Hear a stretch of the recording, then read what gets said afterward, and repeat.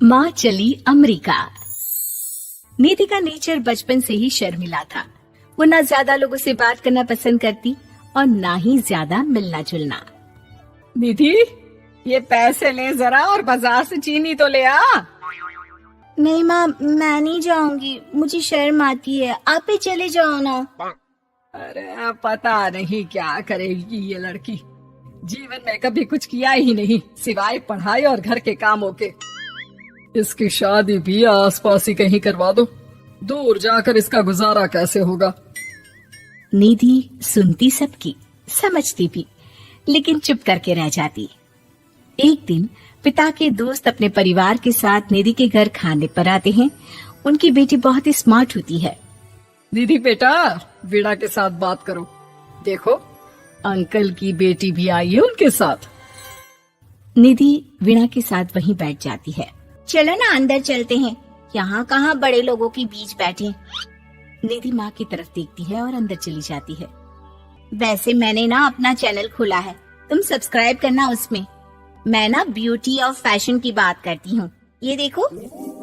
ओह, इतने सारे लोगों के सामने तुम कैसे इतना बोल लेती हो?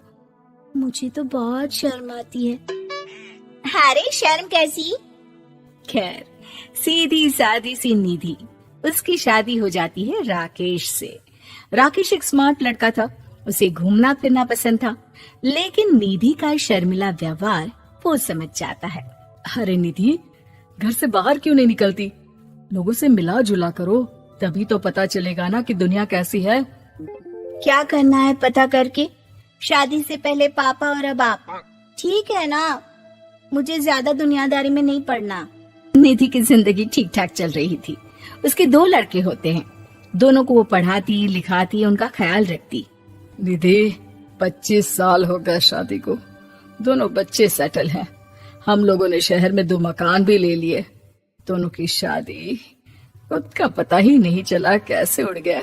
हाँ, ये तो है। मैं खुश हूँ, जिम्मेदारियाँ आती रही, मैं निभाती रही, और क्या चाहिए। देखो, मैंने सोचा है कि अब हम लोग अमेरिका जाकर रहेंगे। यहाँ की जिंदगी तो जी ली, वैसे मुझे वहाँ बहुत अच्छी नौकरी मिल रही है। मैं कैसे चलूंगी? मुझे वहाँ का कुछ नहीं पता। आप तो जानते हैं ना कि मैं घर से बाहर ही कम निकलती हूँ। अरे तो क्या हुआ, वहाँ भी घर में ही रहना है ना, मैं हूँ ना, नौकरी करूँगा। निधि मान जाती है और पति के साथ अमेरिका चली जाती है। माँ, तुम्हारी बहू को बच्चा होने वाला है, तो क्या तुम 2 महीने के लिए यहाँ आ सकती हो? मुझे तुम्हारी बहुत जरूरत है, मैं टिकट भेज देता हूँ। हाँ हाँ, ये तो बहुत खुशी की बात है। मेरा भी मन सबसे मिलने का कर रहा था, पर क्या माँ पर? अब मैं आऊंगी कैसे? पापा से बात करती हूँ। देखो माँ, प्लीज बहाना मत बनाना, तुम जानती हो ना इस वक्त में मैं किसी पर भरोसा नहीं कर सकता हूँ। निधि पति को सारी बात बताती है। क्या आप भी चलेंगे? निधि, आने जाने में बड़ा खर्च हो जाएगा, ऊपर से मुझे यहाँ छुट्टी नहीं मिलेगी। बहू पर वक्त ऐसा है कि तुमको तो जाना ही पड़ेगा। मैं अकेले दुकान तक तो नहीं जा पाती, इतनी दूर भारत कैसे जाऊंगी? मुझसे नहीं होगा। लेकिन सबके कहने पर निधि को जाना ही पड़ता है। एयरपोर्ट में घबराई निधि एक मुसाफिर से कहती है, मैं ना भारत जा रही हूँ, दिल्ली जाने वाली फ्लाइट। सब मिलकर निधि की मदद करते हैं और फाइनली निधि भारत पहुंच जाती है, जहां बेटा उन्हें घर ले आता है। वाह माँ जी, यहाँ तो मैं भोपाल तक नहीं जा पाती, आप अमेरिका से आ गई। भाई, चालाकी तो औरतों में होनी ही चाहिए, यहाँ हम बुद्धू के बुद्धू रह गए। निधि इतनी दूर और लंबा सफर करके थक जाती है, वो चुपचाप बैठ जाती है। बैठना नहीं है माँ जी, बच्चा पकड़ना है, ये लीजिए। और हाँ, घर का काम तो मैं करूंगी नहीं, जानती है ना शरीर कच्चा सा है, तो मुन्ने को सुलाकर कुछ बना लीजिएगा। निधि को बहू का व्यवहार बहुत बुरा लगता है। जैसी भी थी, पिता और पति की हमेशा लाडली रही थी निधि। निधि बेटी की तरफ देखती है। माँ, वो काम वाली कोई मिल नहीं रही है ना, मैं देखने की कोशिश तो कर रहा हूँ, जैसे ही मिल जाएगी वो संभाल लेगी सारा काम। अरे कैसी बात कर रहे हो? जब पहले मैंने कहा था कि अमेरिका से इनके टिकट में जो पैसा खर्च कर रहे हो उतने में नौकरानी रख लो, तो नहीं, मेरी बात पर विश्वास नहीं था।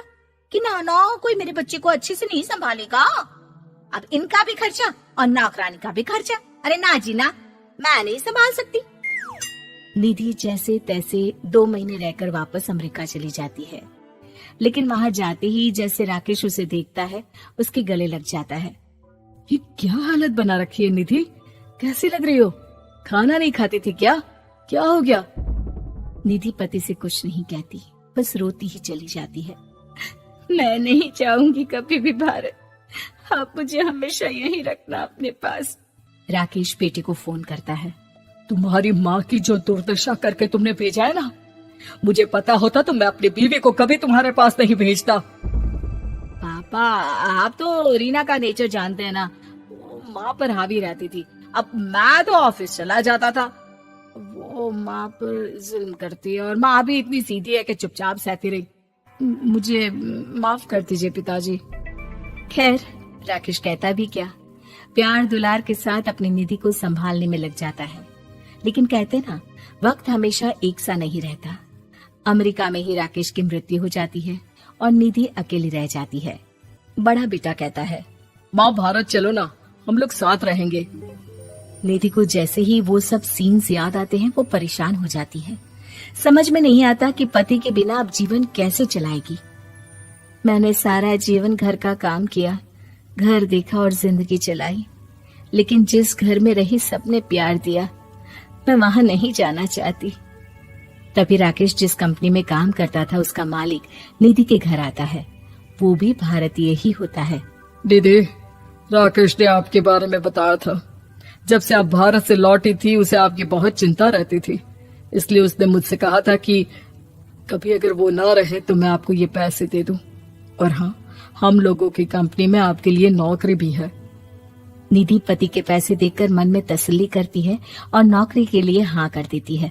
अरे पागल है क्या माँ, कैसे नौकरी करोगी? ये अमेरिका है, दिल्ली नहीं। वहाँ तो तुम घर से निकल भी नहीं पाती थी, यहाँ कैसे? मेरे पति, मेरे पिता मुझे खुश देखना चाहते थे। वो लोग जब तक थे मुझे किसी चीज के लिए ना फोर्स किया, ना कभी कमी होने दी। पर अब मुझे जीवन जीने के लिए घर से निकलना ही होगा। बेटा, तुम तो अगली फ्लाइट से भारत लौट जाओ, मैं यहीं खुश हूँ।